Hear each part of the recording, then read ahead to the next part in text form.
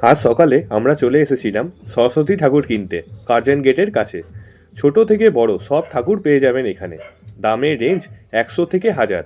একটু দরদাম করতেই হবে। এমনি দরদাম করা উচিত নয়, কিন্তু যেটা তুমি বুঝছো একটা ছোট ঠাকুরের দাম 500 হবে না, সেটা তোমাকে দরদাম করতেই হবে। তবে যাই হোক, ঠাকুরগুলো দেখতে ব্যাপক।